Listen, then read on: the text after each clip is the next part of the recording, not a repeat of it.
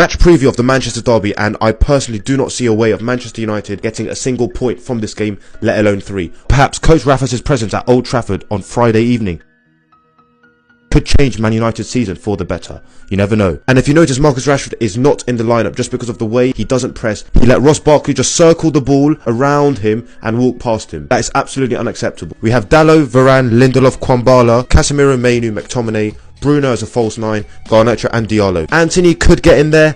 I just want Diallo, just something new, something fresh. We know what Antony can do. I think Diallo, with his ability on the ball and his hard work with Kwambala, it could potentially nullify this sort of threat that Man City have. Man City will do their standard formation: KDB, Foden, Bernardo Silva running the middle, Rodri running the deeper areas of the pitch with Stones, and then Doku isolated in a 1v1 with Erling Haaland doing what Erling Haaland does best, which is find the back of the net. Having scored 5 goals against Luton, it's going to be a long day in the office for Man United. The only way Man United can have a hint of getting something out of this game is if they press cohesively and collectively. In recent games, Mainoo has been here, Casemiro has been here, and it's just taken one ball from the centre-back to break the line, a line-splitting pass right through the middle of Man United's spine to get the number 10 on the half-turn, and you do not want KDB or Foden getting the ball in these areas and turning, because that is game over. So the way we nullify that sort of threat: Casemiro and Mainoo, McTominay, Garnacho, Diallo, stay very compact. We minimise the depth of the pitch, which means we push up together in a very compact shape, exactly what Chelsea did in their 1-1 draw at the Etihad. The whole aim is to minimise the depth of the pitch,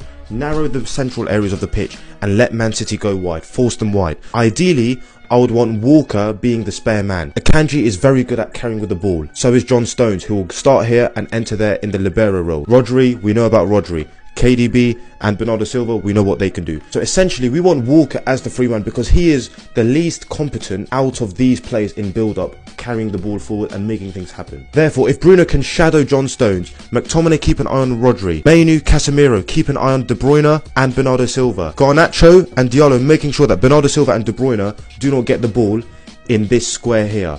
Therefore, keeping compact, letting Foden get the ball very wide, and then when De Bruyne makes this run that he loves to do, we have Varane tracking this run. Yes, this space is there, but Casemiro is there to fill it up. And then Diallo, Mainoo, Garnacho, McTominay drop in like this, and we leave Bruno in this sort of area. We do not have gaps where there should not be gaps. I just don't want that. If Man United lose 2-0, but there's more evidence of that compact shape, fair enough. That means there is a sense of progress, even though it's very minimal. This lack of compactness, this lack of shape, it's absolutely destroying Man United. Can we have that rotation that Cole Palmer and Gusto did against Man City? If Lindelof has the ball there, can Diallo drop deep? Can Kwambala go high with his power and explosive speed? Can we get a combination to release Kwambala? Because Akanji and Doku, they're not the best at working together with that rotation where if this is the winger and the winger comes here, Akanji, if he follows him all the way there, of course there's space. If Kwambala is on his bike, Doku is chasing him. That ball is just into there, and let's just see what happens. Actually quite basic, the structure that we're talking about. But for some reason, Ten Hag,